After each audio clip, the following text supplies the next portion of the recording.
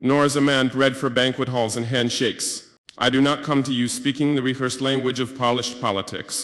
အတအရဲ့ငရေမှုတွေနဲ့အာဏာရရှိတာပုံတွေကြောင့်အာဖရိကနိုင်ငံတွေနဲ့ကမ္ဘာတစ်ဝန်းမှာစိတ်ဝင်စားမှုတွေကိုခံနေရတဲ့သူတို့ရှိပါတယ်။သူကတော့ကပ်ဘရက်အီဘရာဟင်ထရာအိုရီပါ။ကပ်ဘရက်အီဘရာဟင်ထရာအိုရီကဘာကီနာဖာဆိုနိုင်ငံရဲ့လက်ရှိဂိုင်သမ္မတပါ။သူဟာ2022ခုနှစ်စက်တင်ဘာလမှာစစ်တပ်အာဏာသိမ်းမှုနဲ့အာဏာရရှိလာခဲ့သူဖြစ်ပါတယ်။အဲဒီတော့ကပ်ဘရက်ထရာအိုရီဆိုတာဘာလို့လဲ။သူကဘာဖြစ်လို့အာဏာသိမ်းပြီးတော့ခေါင်းဆောင်တယောက်ဖြစ်လာရတာလဲ။ဟုတ်ပါပြီ။ဒီကနေ့မှာတော့ကပ်ဘရက်အီဘရာဟင်ထရာအိုရီရဲ့ဘဝအကြောင်းတွေကိုပြောပြပေးမှာဖြစ်ပါတယ်။ကပ်ဘရက်အီဘရာဟင်ထရာအိုရီကို1988ခုနှစ်မတ်လ14ရက်နေ့မှာဘာကီနာဖာဆိုနိုင်ငံမှာမွေးဖွားခဲ့တာပါ။သူဟာဘာကီနာဖာဆိုစစ်တပ်မှာရရှိတအုပ်အဖြစ်လေ့ကျင့်သင်ကြားခဲ့ပြီးအကြမ်းဖက်ဝါဒတက်ကြရေးဆိုင်ရာစစ်စရေးတွေမှာလည်းပါဝင်ခဲ့သူဖြစ်ပါတယ်။အဲဒီနောက်သူကစစ်တပ်အတွင်းဂျာရုအစစ်အဆေတိုးတက်လာခဲ့ပြီးသူ့ရဲ့ရဲမှာလည်းအတွေ့အကြုံများစွာရှိတဲ့စစ်သားတအုပ်ဖြစ်ပါတယ်။2022ခုနှစ်ဇန်နဝါရီလမှာရွေးကောက်ခံသမ္မတရော့မာခရစ်စတန်ကာဘိုရေးကိုဖြုတ်ချခဲ့တဲ့စစ်တပ်အာဏာသိမ်းမှုမှာထရာအိုရီကပါဝင်ခဲ့ပါတယ်။အဲဒီနောက်2022ခုနှစ်စက်တင်ဘာလမှာသူကိုယ်တိုင်အာဏာသိမ်းမှုတရက်ကိုဦးဆောင်က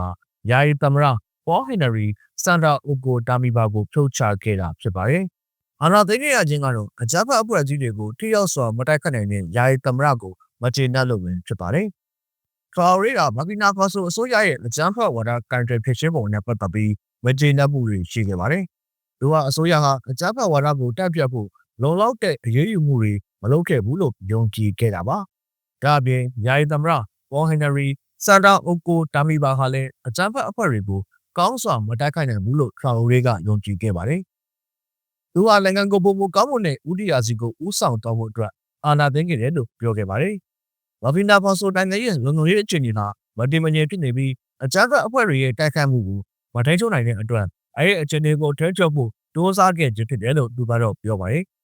။နိုင်ငံရေးကြီးမှတ်ချက်နဲ့ပတ်သက်ပြီးဂရီဂဝတ်တွေလည်းပေးထားခဲ့ပါတယ်။ထရာအိုရီကအကြမ်းဖက်ဝါဒကိုတိုက်ခိုက်ရတဲ့ဘာကီနာဖာဆိုနိုင်ငံမှာတည်ငြိမ်အေးချမ်းရေးကိုပြန်လည်ထူထောင်ဖို့ကတိပြုထားခဲ့တာဖြစ်ပါတယ်။သူဟာဒီမိုကရေစီအုပ်ချုပ်ရေးကိုပြန်လည်ရောက်ရှိနေဖို့ကြီးမားထားကြောင်းပြောကြားခဲ့တော့လည်းအချိန်အတိအကျကိုတော့ထုတ်ပြန်ခဲ့ခြင်းမရှိသေးပါဘူး။နိုင်ငံခြားရေးစစ်တပ်ရေးနဲ့ပတ်သက်ပြီးသူကပြင်သစ်နဲ့စစ်တပ်ရေးကိုရှော့ချကရုရှားနဲ့ပုံမှန်နှီးကပ်တဲ့စစ်တပ်ရေးကိုတိစောက်နေခဲ့တာဖြစ်ပါတယ်။စာဟယ်ပြည်နယ်မှာမဟာမိတ်ဖွဲ့တွေကိုတည်ထောင်ရမှာလဲထရာအိုရီကအဓိကအခန်းကဏ္ဍကနေပါဝင်ခဲ့ပါတယ်။အဲဒီမဟာမိတ်ဖွဲ့တွေမှာမာလီနဲ့နီဂျာနိုင်ငံတို့လည်းပါဝင်ခဲ့ပါတယ်။